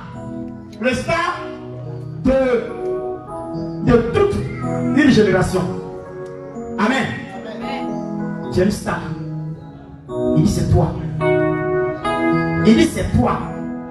C'est toi que j'ai choisi. Dis amen moi. Alléluia. Et il dit non. Moi je suis pas une star. Hein? Moi là. Ici Gideon, c'est moi qui fais écraser. Dis écraser. Le froment. Je suis un écraseur de froment. Amen. Amen. Et Dieu n'est pas une star. Pas du tout. Et comme ça, qu'est-ce que Gédéon a fait? Il va démontrer à l'Éternel que lui, il n'a pas force. Il y a beaucoup de personnes ici. Quand ils se regardent là, Dieu même va leur dire le contraire de ce qu'ils sont. Et il dit non, moi je suis comme ça. Il faut laisser. Et ça existe. Vous savez, il y a une seule chose qui est pire. Pour que Dieu puisse glorifier son nom, pour que le Seigneur, le Dieu Tout-Puissant, puisse se glorifier, c'est que tu as besoin de croire en toi. Et peu de personnes ne croient en eux. Il y a peu qui croient en eux. Il y a peu qui croient en eux. Qui croient en lui? Qui croit en lui? Sérieusement, non, soyons sérieux. Vrai, vrai là. Ah, sérieusement, vrai, vrai. Quand tu te regardes là, est-ce que tu crois en toi? Pourquoi me dit? Toi tu crois quoi? Sérieux, quand il y a la situation, ta vie, tu crois en toi. Toi tu crois en toi. Est-ce que toi tu crois en toi? Tu crois en toi? Tu crois en toi? Tu crois en toi? Tu crois en toi? Maman, tu crois en toi?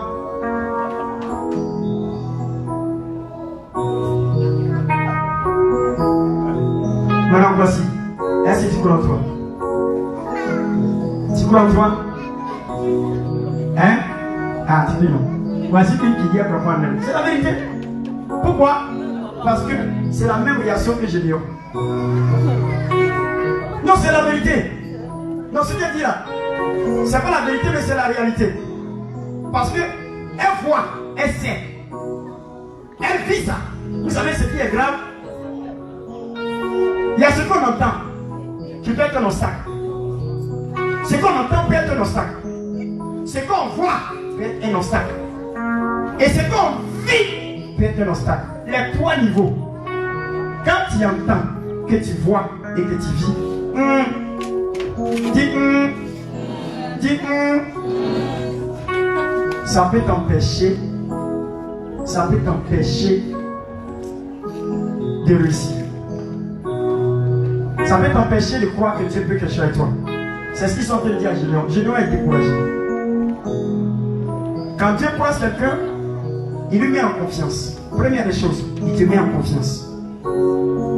Mais malgré ça, Gédéon arrive à un niveau très difficile. Vous savez, il y a des niveaux très difficiles où on a besoin d'un signe.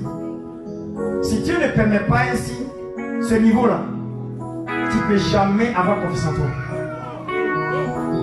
Amen. Gédéon est conscient.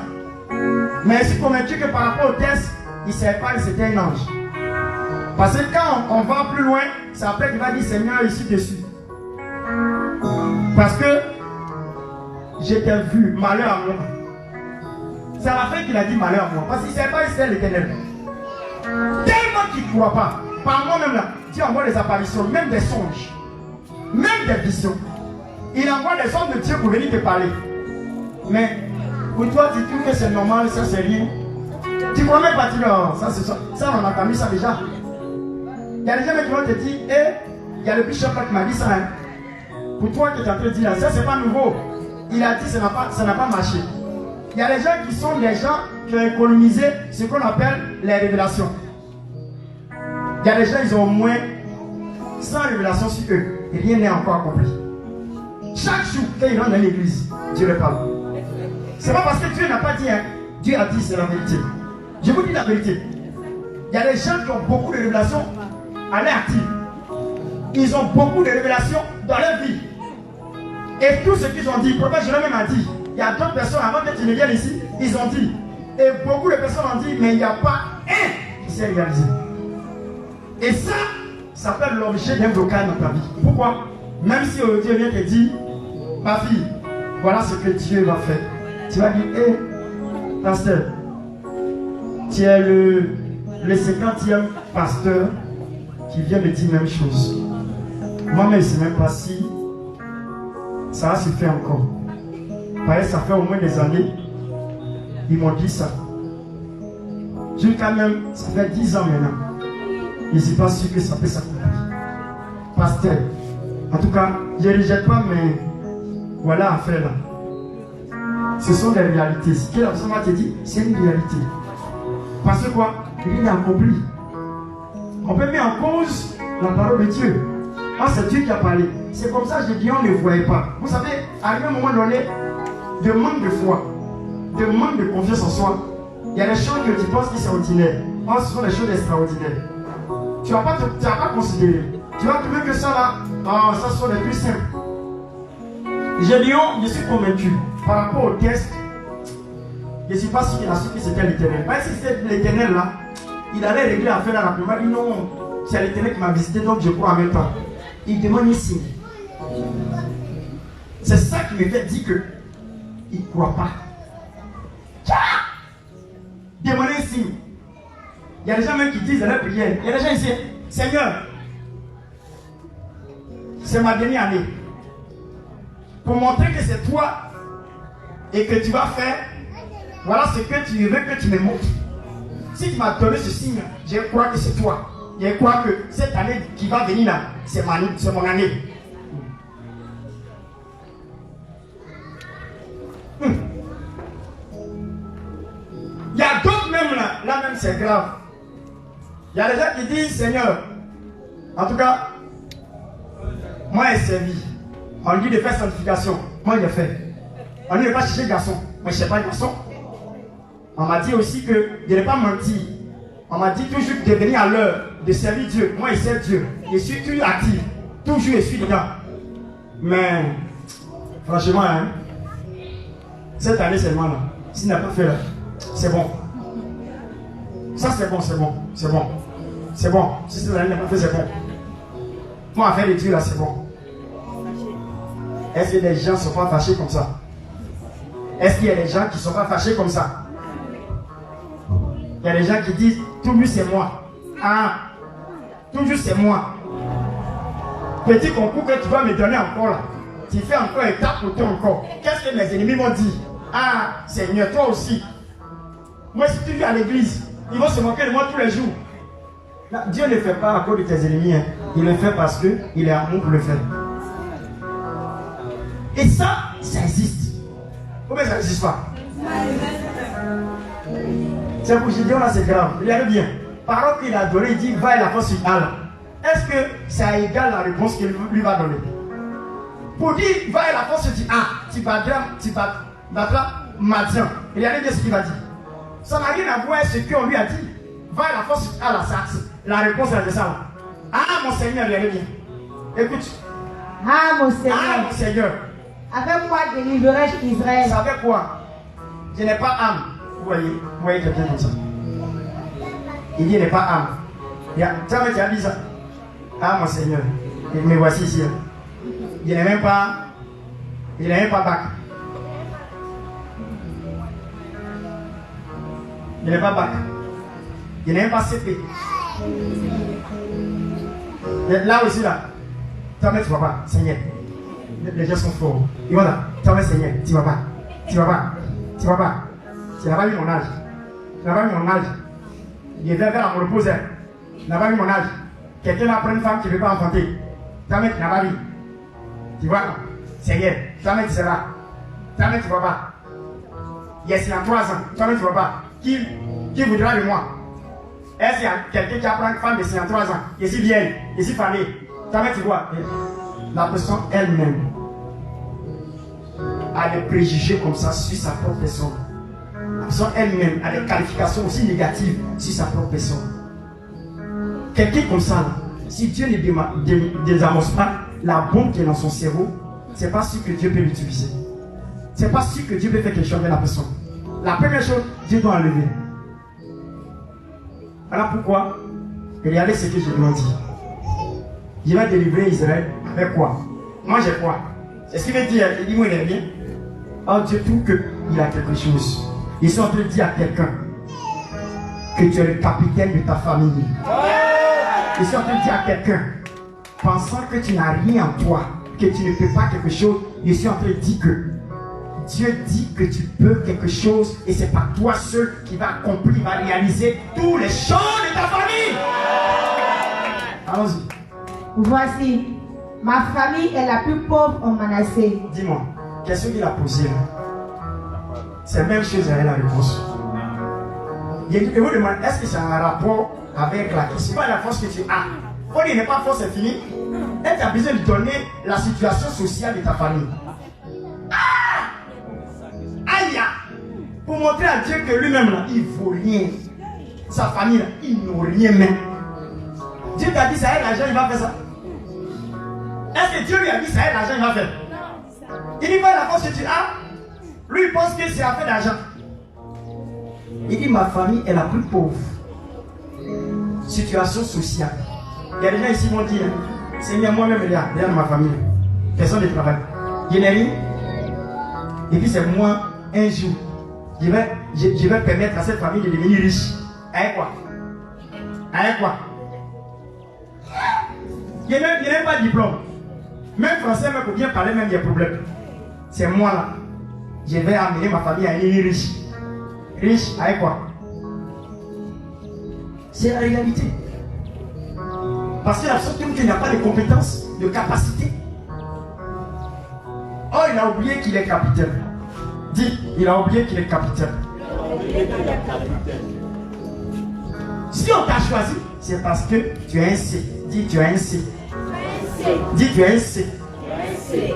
Tu as une compétence. Dis compétence. Capacité. Dis courage. C'est ça.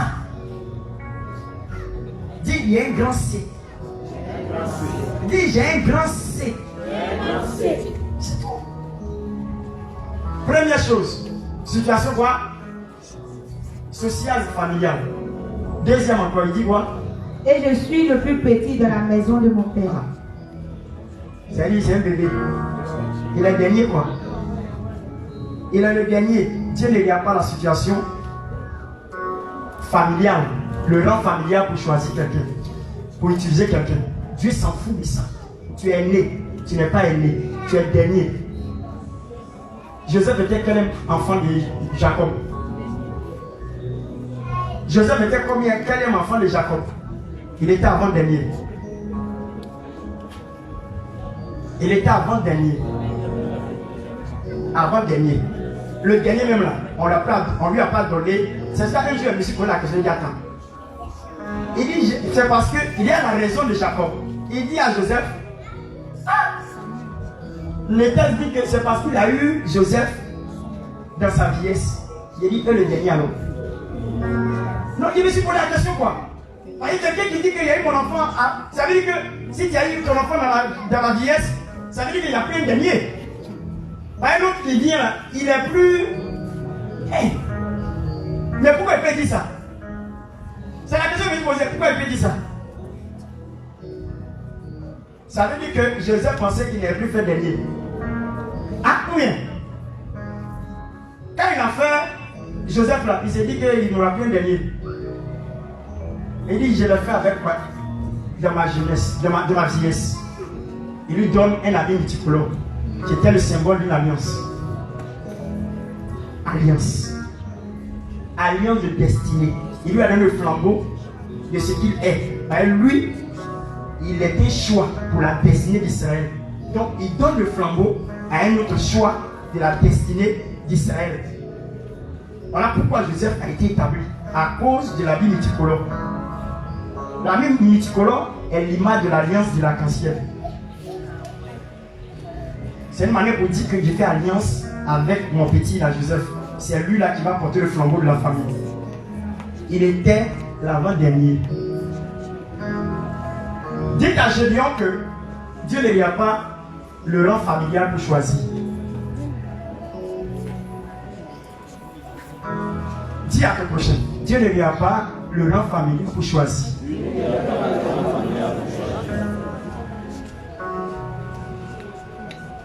Voici la semence de Dieu. Même si on ne veut pas, on veut, c'est elle que Dieu a choisi. Yannick a dit, sa maman ne peut pas dire le contraire. C'est le capitaine de sa famille. Amen. Non, Yannick a dit, le message qui prêche là, quand quelqu'un est assis, si ta main assis va dire que c'est toi. Yannick a dit, elle est la capitaine de sa famille. Ah, il n'y a pas l'aîné. Il y a l'aîné. Il y a l'autre même qui était plus grand qu'elle encore, mais qui est décédée. Elle est cinquième enfant. Elle est cinquième. T'as vu? Faut dire Gédéon, faut t'aider. Dis Gédéon, faut t'aider. C'est pas une histoire de rang familial. C'est une histoire de choix de Dieu. C'est tout. C'est tout. Tu peux la dernière. Tu peux même être illettré. Tu ne parles même pas français. Quand tu dis là, tu mets le à la place de là. Mais c'est toi que Dieu a choisi. Ça ne tient pas continuer. Dieu a choisi Pierre. Il est sans instruction. Pierre, il n'est pas parti à l'école. Il connaît la pêche. Mais c'est lui qui a donné le brassard de ses frères. Mais est-ce qu'il n'a pas mené bien son travail? Dieu ne se trompe pas du choix qu'il fait. Dis à ton prochain, Dieu ne se trompe jamais du choix qu'il fait. Quand un coach a choisi un capitaine, il sait que c'est lui-là qui peut mener le groupe. Ou bien? Pourquoi? Parce qu'il a le sens de savoir vis-à-vis de son équipe. C'est pas n'importe qui porte le brassard. Mais quand il porte, ça veut dire que Dieu peut quelque chose avec toi. Dis à ton prochain, Dieu peut quelque chose avec toi. Alléluia. Alléluia. Alléluia. Alléluia. Alléluia. Première des choses, comme explication, problème social. Deuxième des choses, il dit quoi? Position familiale. Rang familial. Il est le plus petit de la maison de son troisième. Il est le bien troisième. Allons-y. Il va parler des tribus. Là maintenant il va gâter, il va parler des tribus. Pour dire que lui là, tout est diminué dans sa vie. Tout est diminué dans sa vie et puis il n'y a pas quelque chose de bon. C'est ce qu'il est en train de dire à l'Éternel. Au verset 16, l'Éternel lui dit. Mais avant ça, il dit, je suis le plus petit. Voici ma famille est la plus pauvre pour Manassé. Je suis le plus petit, allons-y. Et je suis le plus petit de la maison de mon père. De mon père. Allons-y. Quelle a fait me dit ça, allons-y. L'Éternel lui dit. L'Éternel lui dit. Je serai avec toi, mais je serai avec toi. Il dit quoi? Mais je serai avec toi. L'Éternel lui dit quoi là dans l'hébreu? L'Éternel lui dit, mais je serai avec toi. Il dit, mais. Elle dit tout ce qu'il est en train de dire là, c'est vrai. Hein? Mais même moi, il serai avec toi quand même. Vous voyez le découragement que le Seigneur lui donne. Il dit tout ce qu'il a dit là, c'est pas faux. Hein? C'est vrai, hein? C'est la réalité. Mais moi, je serai avec toi. Tout ce qu'il t'a dit là, tu n'as pas menti. Tu as dit vrai. C'est une réalité. Moi, l'Éternel, je serai avec toi. Quand même, mais, ça veut dire les autres choses ne sont plus valables.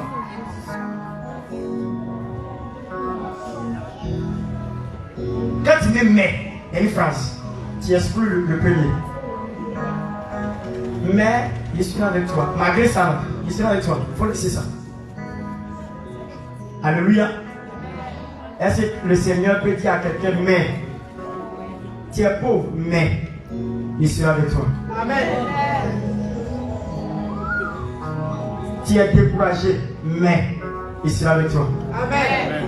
Tu n'as rien, mais il sera avec toi. Amen. Personne n'est marié dans la famille, mais il sera avec toi. Amen. Personne n'a avancé dans la société, mais il sera avec toi. Amen. Peu importe. Il faut terminer, on va finir, et puis on va mener nos batailles. Et tu battras mendiant comme un seul homme. Il dit, et tu battras mendiant comme un seul homme. Dieu croit tellement à Gédéon, et les Gédéons ne croient pas en lui. Et allez bien, ils vont continuer la phrase. Allons-y. Le test. Gédéon lui dit. Gédéon lui dit. Si j'ai trouvé grâce à tes yeux. Vous voyez? Il dit à l'ange. Il ne peut pas dire l'ange. Il dit à l'Éternel. Si moi, Gédéon, il a trouvé grâce à tes yeux. Donne-moi un signe pour montrer que c'est toi qui me parles. Voilà le problème. Donc il ne croit pas que c'est lui. Hein? Non, c'est qu'il ne croit pas que c'est lui. Si même si c'est qu'il ne croit pas, hein? Il ne peut pas imaginer qu'à cette période de sa vie, Dieu peut venir vers lui. Hein? C'est trop fort, non? C'est qui dit non? Quelqu'un qui est arrivé comme ça dans son cerveau, pour désarmer, c'est difficile. Il dit pour que je sache que c'est toi. S'il te plaît, il faut me donner ici. Pardon. À quel niveau de mentalité tu es arrivé à ne plus croire que Dieu est capable avec toi?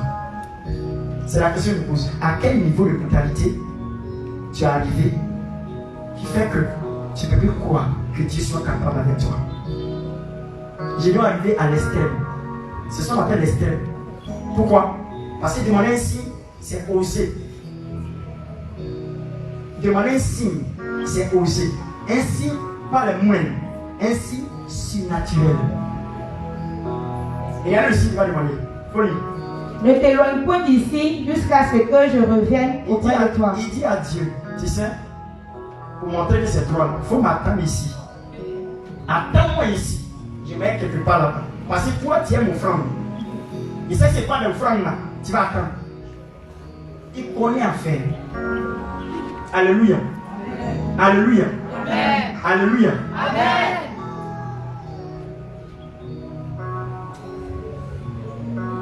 Dieu va répondre aujourd'hui par les offrandes. Dis avec moi. Amen. Dieu va répondre ici par les offrandes. Amen. Et attends-moi. Attends-moi d'abord. Il va le faire quoi? Dis-moi. Que j'apporte mon offrande. Que j'apporte mon offrande d'abord. Et que je la dépose devant toi. Et que je la dépose devant toi. Et l'Éternel dit. Et l'Éternel dit. Je resterai jusqu'à ce que tu reviennes. Il dit je resterai. Parce que l'Éternel veut faire quelque chose avec lui. Il est obligé de l'attendre. Vous ne pouvez pas dire quelqu'un attendre. Dieu attend quelqu'un. C'est pas facile, hein? Nous, on doit attendre Dieu là. Mais dans ça, c'est Dieu même qui attend quelqu'un. À cause de vouloir l'aider. Alléluia. Amen. Alléluia. Amen. Alléluia. Amen. Dieu attend quelqu'un à cause de pouvoir l'aider. Dieu attend quelqu'un. Et qu'est-ce qui se passe? Vas-y. Gédéon entra, prépara un chevreau et fit avec un épha de farine des pains sans levain. Il mit la chair dans un panier. Il met la chair dans un panier. Et le jus dans un pot. Oh, les offrandes. Dis offrandes. Dis offrandes. Dis Dieu aime offrandes. Dis Dieu aime offrandes. Dieu aime les offrandes. Dieu aime une offrande. Allons-y. Les lui apporta sur le téribètre et les présenta. Téribètre là, c'est une plateforme. C'est un endroit comme un caillou qu'ils ont déposé, sur quoi il écrase les fromages. Vous voyez non? C'est un caillou, c'est comme un rocher sur lequel il écrase. Donc il dit, il va mettre ça sur ça. Allons-y. Au verset 20, l'ange de l'Éternel lui dit, prends la chair. Il prend la chair. Les pains sans levain. Les pains sans levain. Pose-les sur ce rocher. Pose-les sur ce rocher. Et répands le jus. Et puis prends le jus, la verse dessus. Et il fit ainsi. L'ange de l'Éternel avança. Voilà, ça a changé encore. On dit l'ange de l'Éternel. Allons-y. Avança l'extrémité du bâton qu'il avait à la main. L'ange a pris le bâton. Au bout. Il va faire quoi? Allons-y. Et toucha la chair.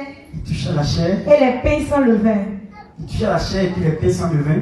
Qu'est-ce qui va se passer? Alors il se leva du rocher. Un feu qui consuma la chair et les pains sans levain. Alléluia! Amen. Alléluia! Non, l'homme là, il est vraiment. Il est carré. Regardez bien la fin de son discours. Hein. Écoutez bien, quand il a vu le signe qui s'est réalisé net, regardez bien ce qui s'est passé. Et l'ange de l'Éternel apparut à ses yeux. Gédéon, voyant que c'était l'ange de l'Éternel, il dit. Ah, c'est vrai, il voit que c'est l'ange de l'Éternel parce que le signe s'est accompli. C'est fort, hein? Allons-y. Malheur à moi, Seigneur éternel, car j'ai vu l'ange de l'Éternel face reprends la à partie face. là. J'ai l'impression que. Au verset 21, allons-y. l'ange de l'Éternel avança l'extrémité du bâton qu'il avait à la main. On est apparu là, on vient de mis disparaître. Et toucha Allons-y. la chair et les pains sans levain. Alors il se leva du rocher, Un feu qui consuma la chair, les pains sans levain, Et puis qu'est-ce qui s'est passé? et l'ange de l'Éternel disparut à ses yeux. Elle a dit apparu, il disparu. Alléluia. Non, c'est pas de ta faute. Tu es inspiré par le message. Ok. Donc, là, il était avec quoi? Disparu à ses yeux. Vous voyez, ce n'est pas seulement que le signe là qui a interpellé. C'est pas seulement le signe que le feu ciel levé là qui a interpellé Gédéon. Mais c'est le fait que l'ange a disparu. Parce qu'il y a un homme qui est devant ses yeux, bien coup, il ne le voit plus. Il dit non, ça c'est l'Éternel. Cette manière de disparaître, c'est pas tout le monde qui fait ça. C'est l'Éternel qui fait ça. Donc, il y a eu le feu qui s'est levé de l'autel par rapport à ce qu'il a fait, le sacrifice. Et il y a eu quoi encore? la disparition de l'ange de l'Éternel. Ça fait deux choses qui l'ont convaincu, qui l'ont engagé pour dire c'est vrai. Termine maintenant.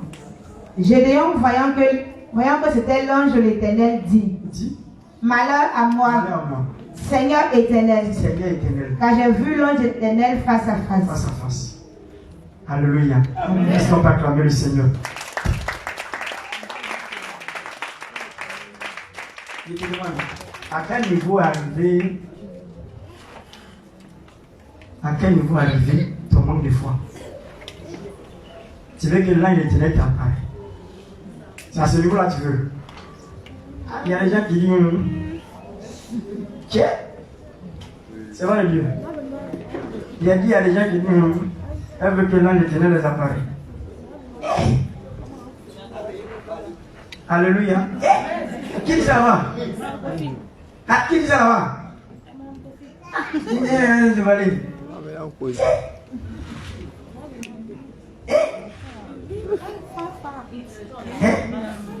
Si me fait beaucoup là, avant, c'est Dieu même qui apparaît. C'est pas l'homme qui demande que Dieu apparaît. Pourquoi? Parce que il n'était pas possible de voir l'Éternel comme ça. C'est quoi la vie à Moïse? Personne ne peut le voir vivre. Donc c'est lui-même qui fait l'apparition à un moment donné d'une autre manière pour que tu puisses contenir sa présence. Personne